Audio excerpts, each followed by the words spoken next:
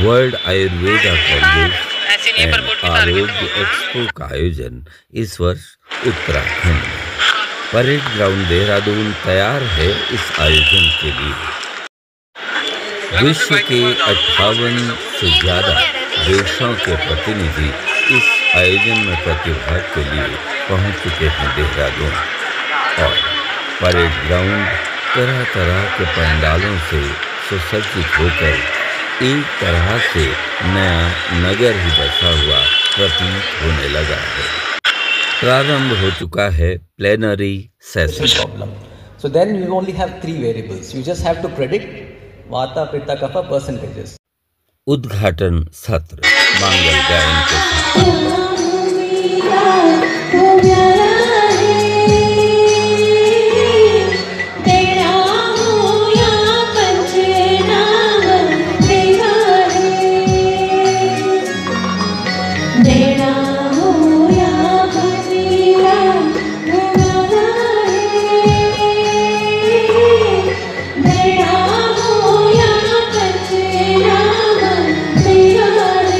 माननीय मुख्यमंत्री जी उत्तराखंड। उत्पादन को भी बढ़ावा दे रहे हैं।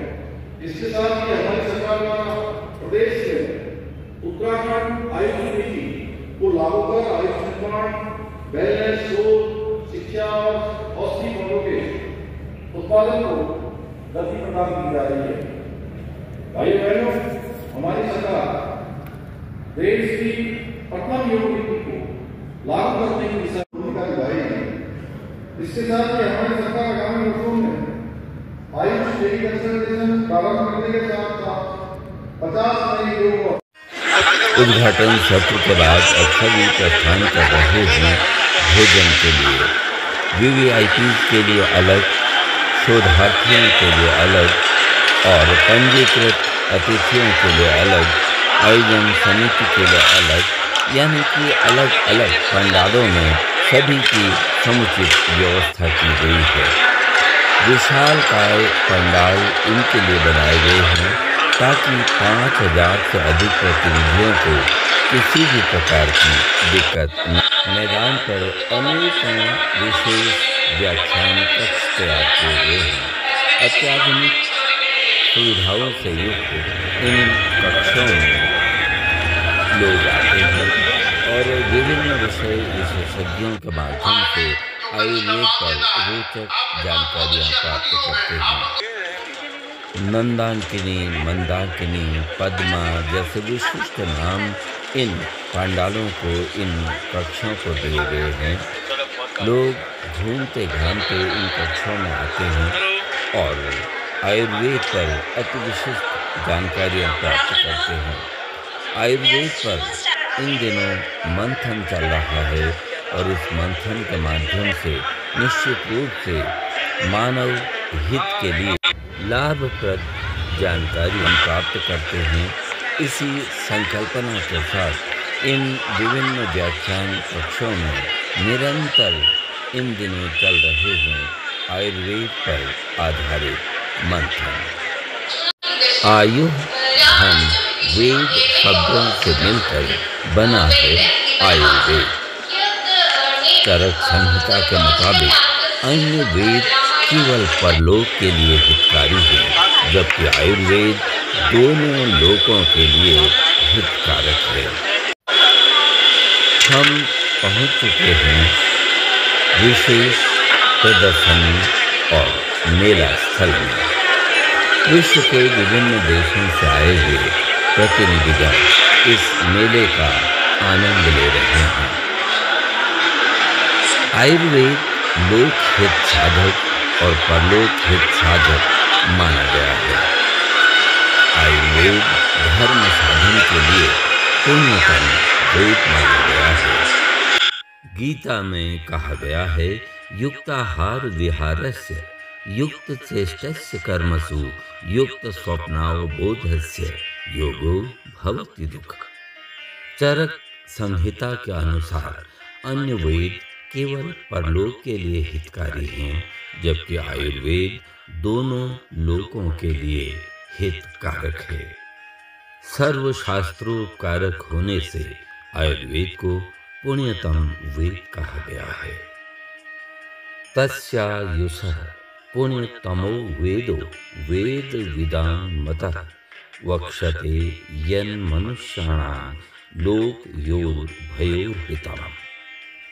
जिसमें 4 प्रकार की आयु का वर्णन हो, उनका हित अहित, पथ्य अपथ्य, आयु का प्रमाण और स्वरूप हो, उसे आयुर्वेद कहते हैं।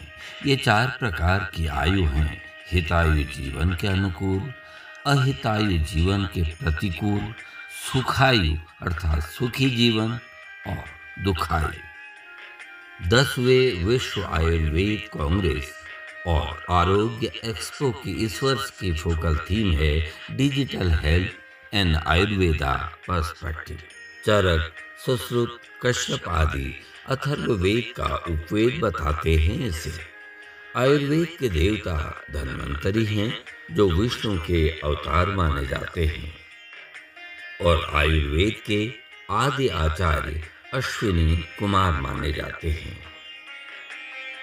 और अब प्रारंभ है सांध्यकालीन सत्र यानी सांस्कृतिक कार्यक्रम। प्रस्तुत है सांध्य की।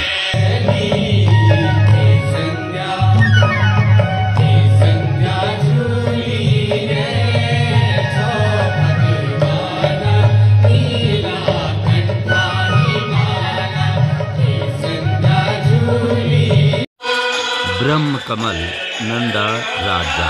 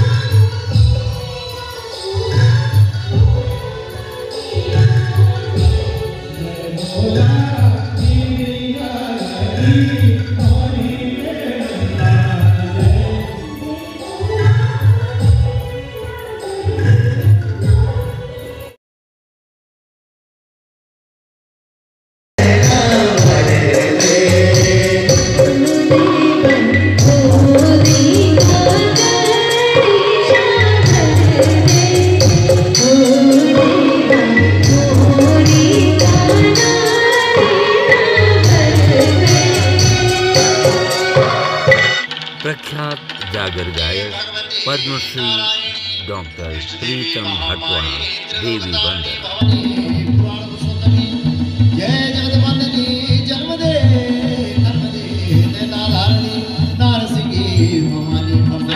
संस्कार अल्मोड़ा छपेली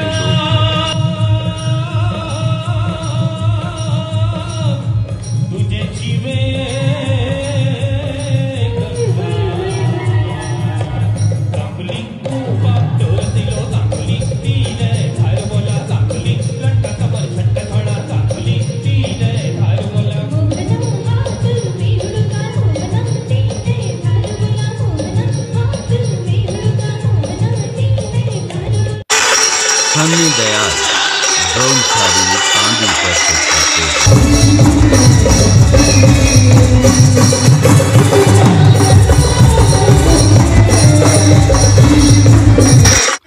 नव हिमालय अल्मोड़ा छपेली प्रस्तुति का।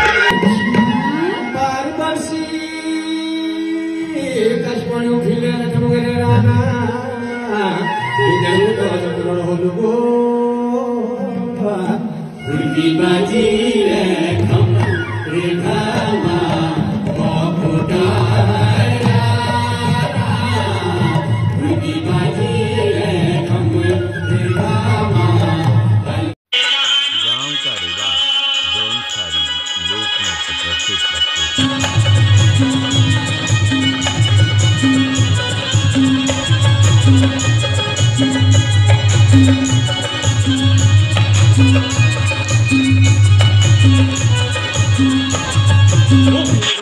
संस्कार अल्मोड़ा पनियारी लोक नृत्य प्रस्तुत करते थे।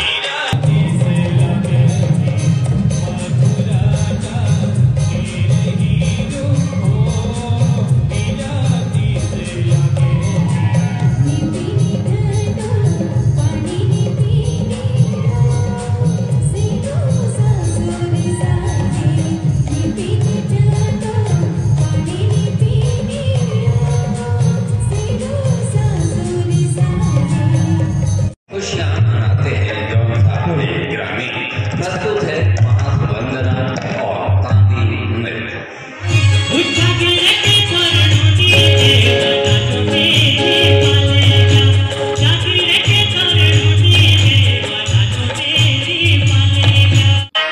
गोकुल बिष्ट और साथी छपेली नृत्य।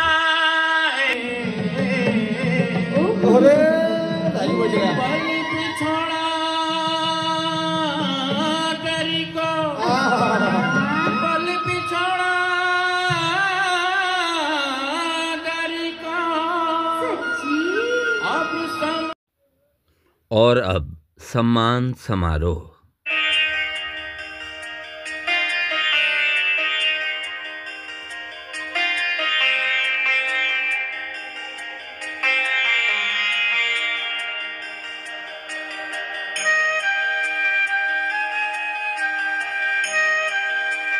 मेरी बात थोड़ी